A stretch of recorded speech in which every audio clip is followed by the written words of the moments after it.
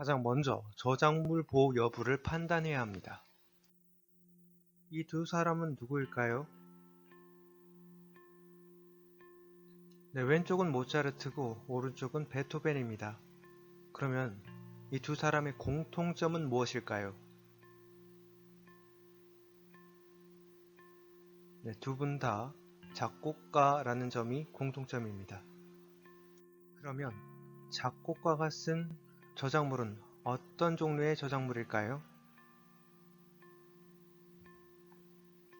네, 바로 음악 저작물에 포함됩니다.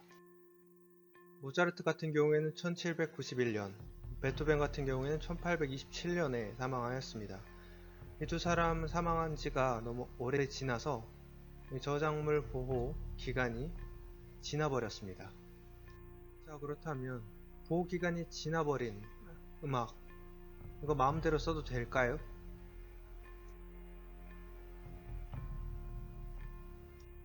여러분들이 만약에 베토벤이나 모차르트 같은 음악을 연주해서 유튜브에 올린다면 네, 그거에 대한 것은 허용이 됩니다.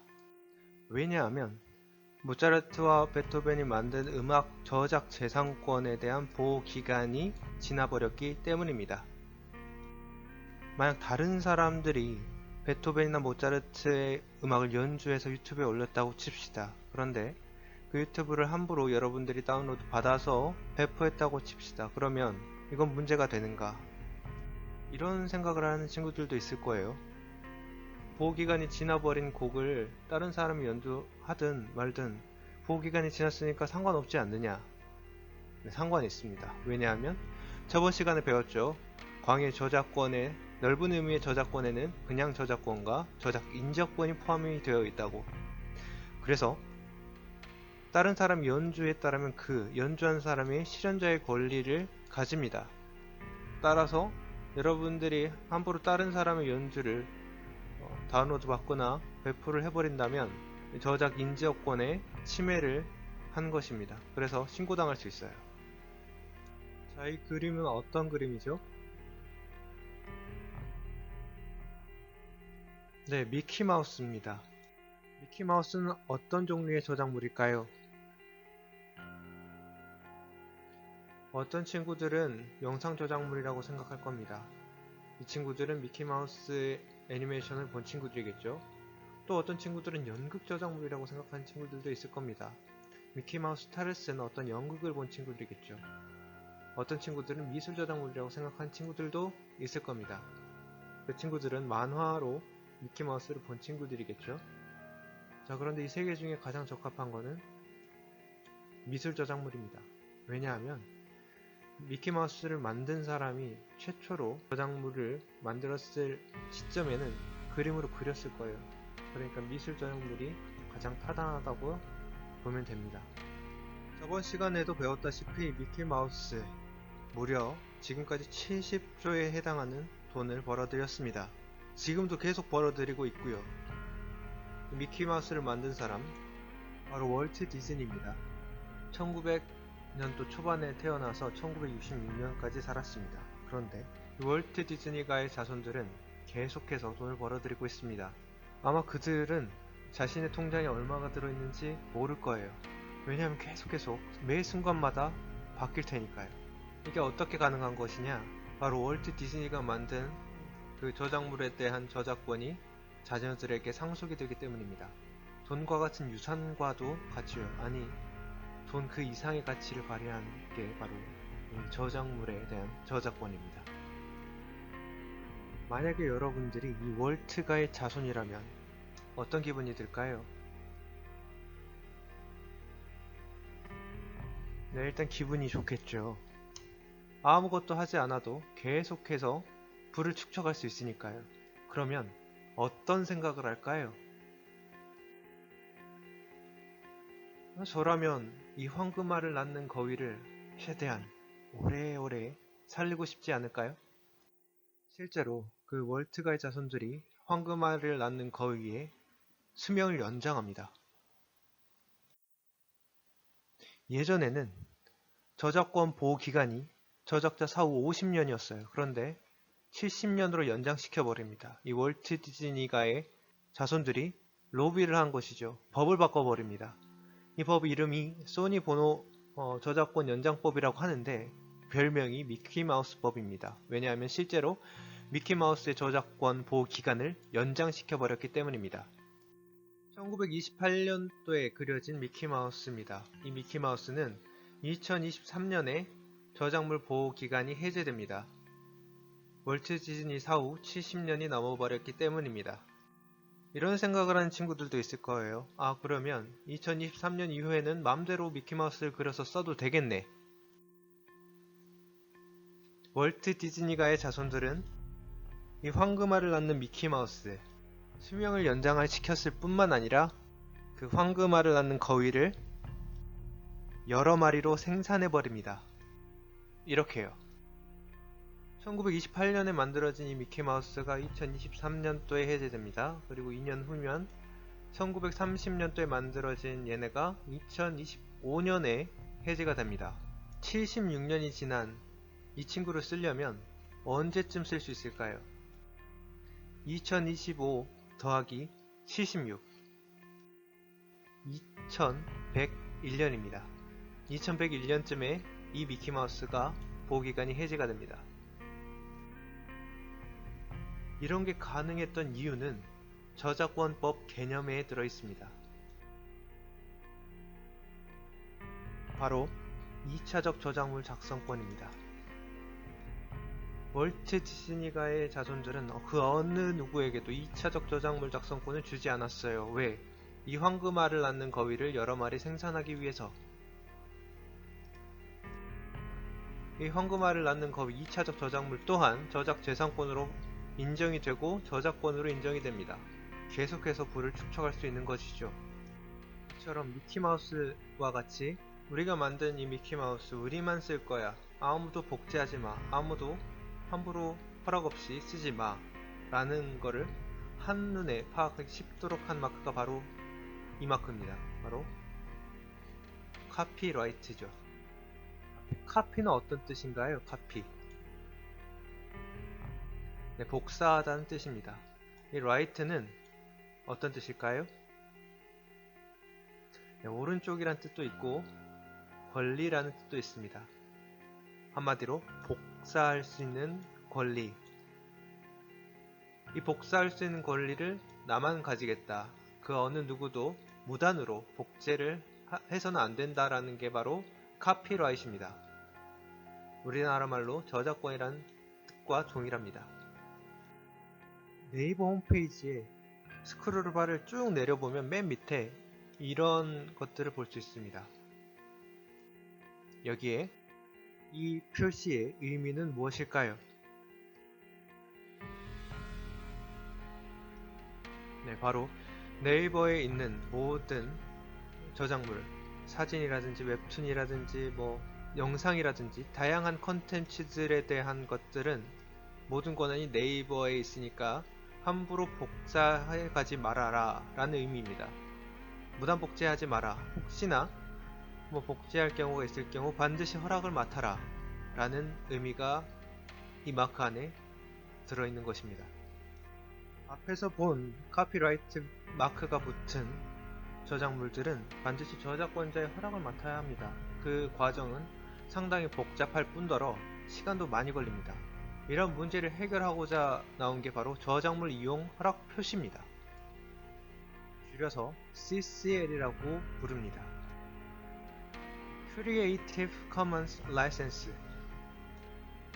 여기서 이 Creative Commons라는 것은 비영리 기관 이름입니다.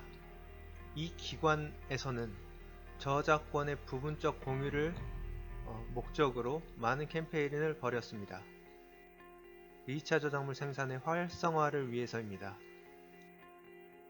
마지막 L은 라이센스를 의미합니다. 라이센스라는 뜻은 허가하다, 허락하다 라는 의미입니다. 카 라이센스는 자동차 면허증입니다. 그 면허증은 자동차를 운전해도 됩니다 라고 허락하는 것이죠.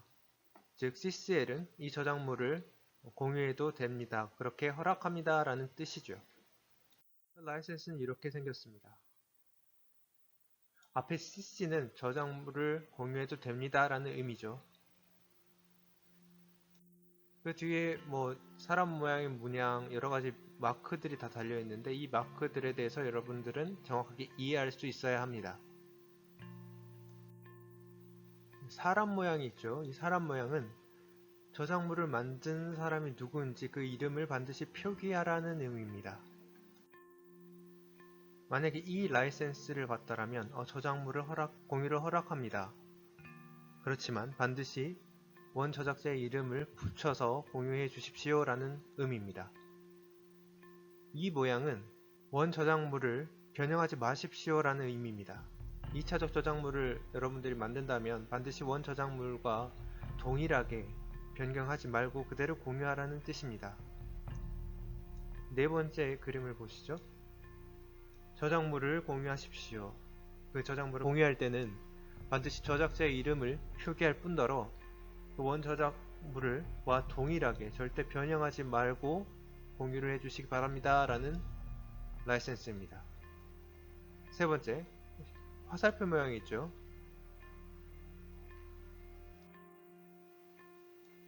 동일 조건 변경 허락. 말이 길죠. 어떤 의미냐면 여러분들이 내 저작물을 가지고 2차적 저작물을 만들었을 때 그때에도 반드시 동일한 라이센스의 조건을 갖추고 공유를 하십시오 라는 의미입니다. 그 라이센스를 동일하게 한다면 어느 정도 조금은 바꿔도 된다라는 의미죠. 자, 두 번째를 볼게요. 저작물을 공유해도 됩니다. 다만 그 저작물을 공유할 때는 이 원 저작자의 이름을 반드시 표기해주세요. 그리고 또한 변형을 해도 되는데 반드시 동일한 라이센스의 조건을 갖추어 주십시오 라는 의미입니다. 마지막 돈 모양이 나오고 금지 모양이 나오죠. 얘는 뭐냐면 비영리입니다. 내가 만든 저작물로 어떠한 상업적 목적으로 돈을 벌기 위한 수단으로 사용하지 말아주세요 라는 의미입니다. 세 번째죠. 저작물을 공유해도 됩니다. 다만 이때는 원 저작자 내 이름을 반드시 표기해 주시고 2차적 저작물을 만들 때 내 저작물로 상업적 이용으로 사용하면 안됩니다 라는 의미죠. 자, 그런데 이 중에 4개 중에 동시에 쓸 수 없는 두 가지가 있습니다. 한번 찾아보시죠. 네, 바로 ND와 SA입니다. ND는 변경하지 마세요 라는 의미죠. 2차적 저작물을 만들 때. 근데 세 번째에는 변경해도 됩니다. 다만 내가 가진 그 라이센스는 그대로 유지해 주시기 바랍니다 라는 의미죠. 마지막 예를 한번 보면은 저작물을 공유해도 됩니다. 다만 저작자 표시를 해주시고 상업적 용도로는 사용하지 말아주시고 조금 변경해도 되는데 내가 처음에 이렇게 정했던 라이센스 조건 그대로 유지해 주십시오 라는 의미죠. 마지막은 저작물을 공유해도 됩니다. 저작자 이름 표시해 주시고 상업적 용도로는 사용하지 말아주세요. 그리고 변경 절대 금지입니다. 그대로 변경하지 말고 공유하세요 라는 의미죠. 이 저작물 허락 표시는 내가 만든 저작물에 붙일 수 있습니다. 멋으로 붙이는 게 아닙니다. 만약에 내가 여러분이 만든 동영상에다가 끝에 첫 번째 라이센스를 붙였다고 생각해 봅시다. 그런데 어떤 사람이 여러분들이 만들어 놓은 저작물로 엄청난 돈을 벌었어요. 그 후에 여러분들은 그 사람에게 어떠한 조치도 취해줄 수 없습니다. 돈도 못 받아요. 왜? 저작물 허락 표시만 해도 된다라고 했기 때문에요. 실제로 여러분들이 만든 저작물을 이렇게 저작물 허락 표시를 해서 CCL 표시를 해서 공유를 했다면 그 즉시 해당하는 라이센스는 법적으로 인정을 받게 됩니다. 따라서 이 저작물 허락 표시 CCL을 정확하게 이해하지 못하는 친구들은 차라리 라이센스를 붙여서 공유를 하지 말아주세요.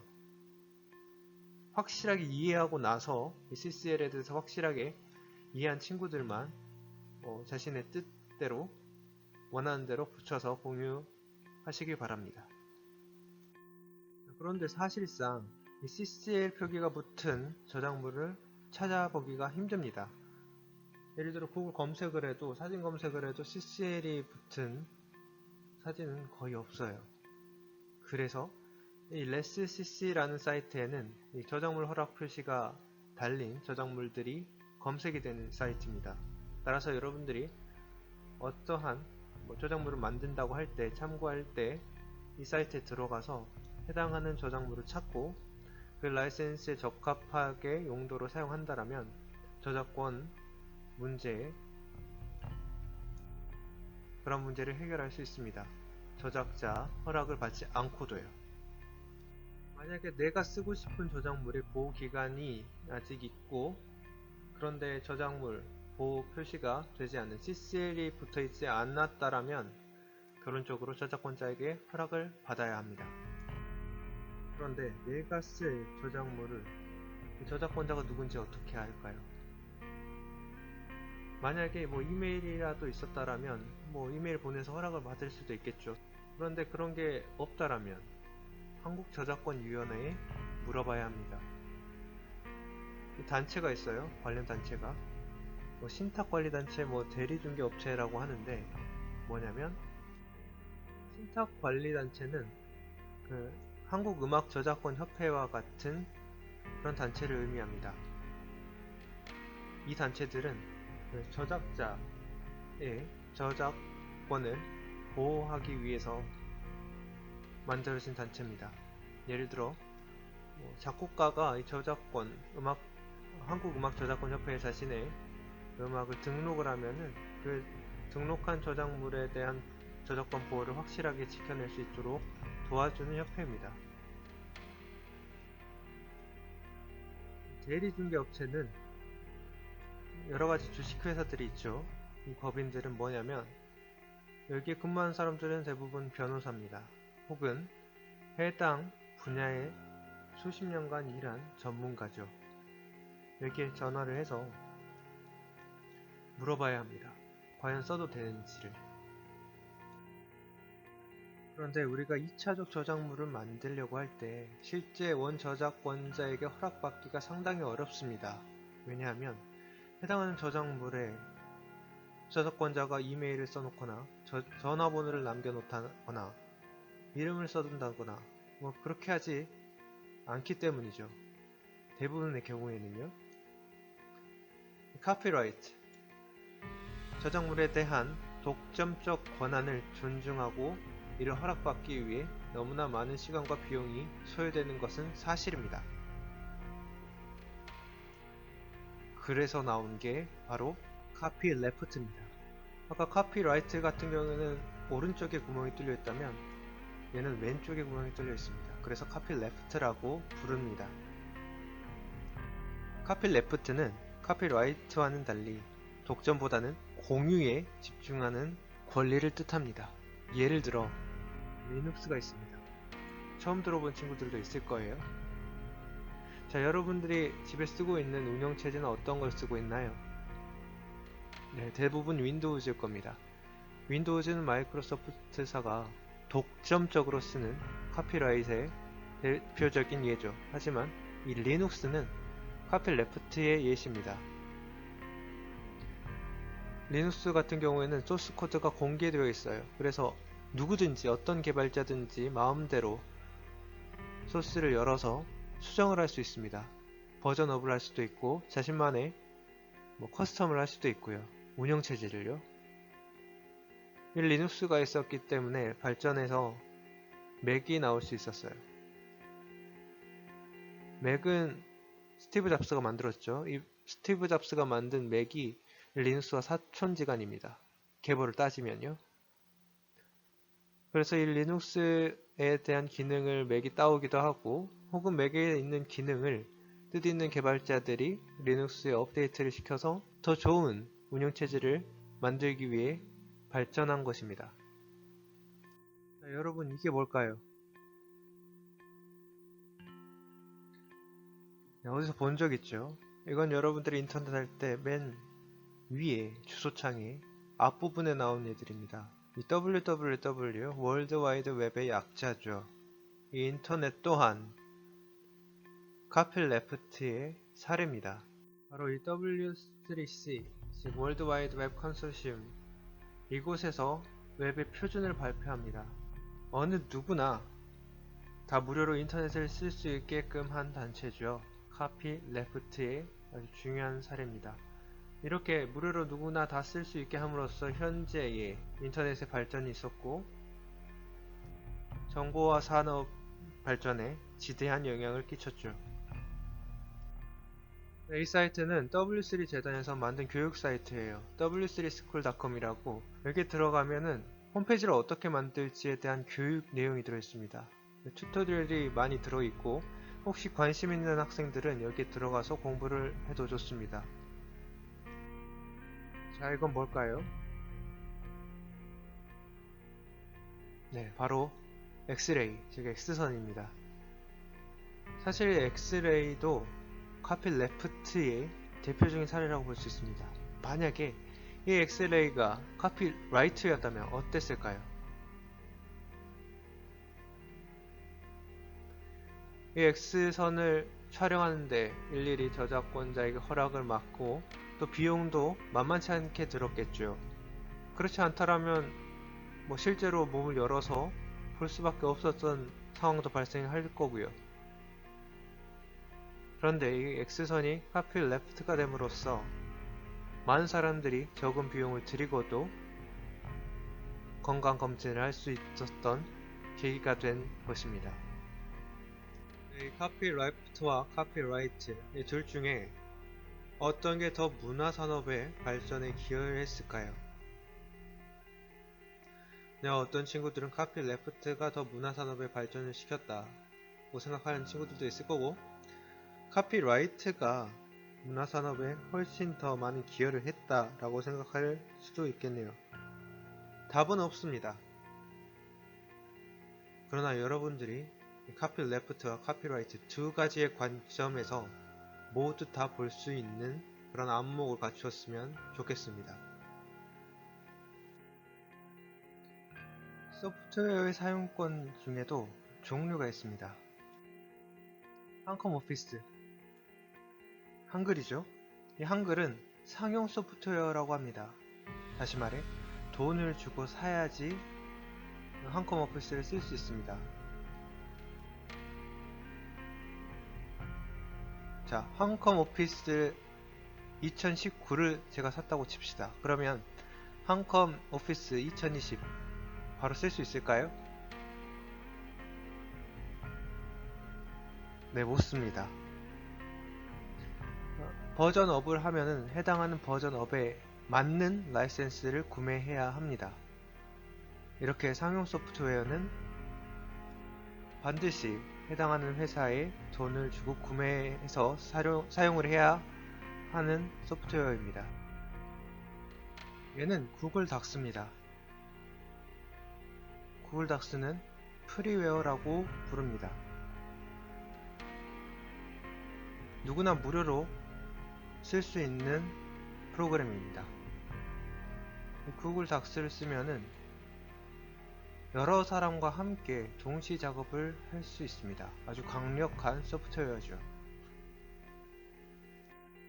뿐만 아니라 이 구글 닥스는 컴퓨터에서 크롬만 깔려 있으면 별도의 설치 필요 없이 바로 사용이 가능하다는 점이 장점이 있습니다. 여러분 이런 비슷한 프로그램 많이 봤을 겁니다. 체험판, 며칠간 사용 가능. 이 기간 이후에는 해당하는 제품을 돈을 주고 구매를 해야지 사용이 가능한 제품이 있습니다. 이런 소프트웨어를 쉐어웨어라고 부릅니다. 자, 여러분 윈도우즈에 깔려있는 엑셀입니다. 엑셀은 어떤 종류의 소프트웨어일까요? 네, 바로 상용 소프트웨어입니다. 이 엑셀 또한 마이크로소프트에 돈을 주고 사서 써야 하는 소프트웨어이죠. 반면에 얘는 구글 시트입니다. 구글 시트는 아까 구글 닥스처럼 별도의 설치 없이 크롬만 깔려 있으면 자동으로 사용할 수 있는 프로그램입니다. 엑셀보다도 더 간편하면서 더 다양하고 강력한 기능을 제공합니다. 요즘에 이런 말이 있답니다. 엑셀 쓰면 야근, 구글 시트 쓰면 칼퇴.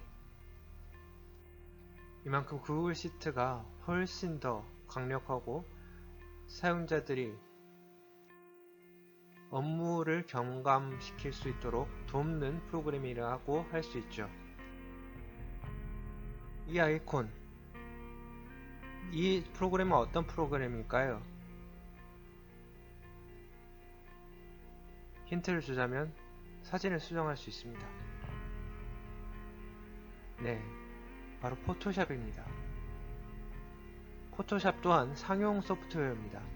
돈을 주고 구매해야 하는 프로그램이죠. 하면 이 프로그램은 뭘까요? 이름은 김프입니다. 여러분 잘 모를 거예요. 왜 나 혼자 산다라는 프로그램에서 만화가가 나오죠? 기안팔 대사인가요?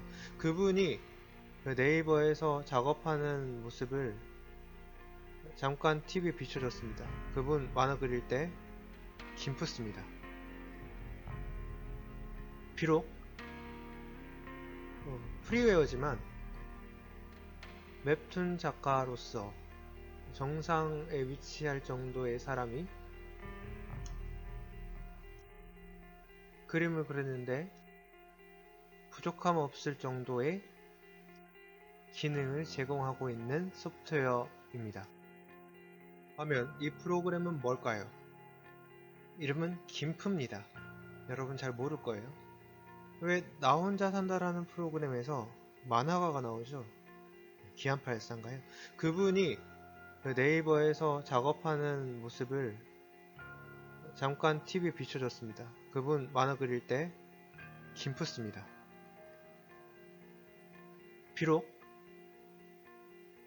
프리웨어지만 웹툰 작가로서 정상에 위치할 정도의 사람이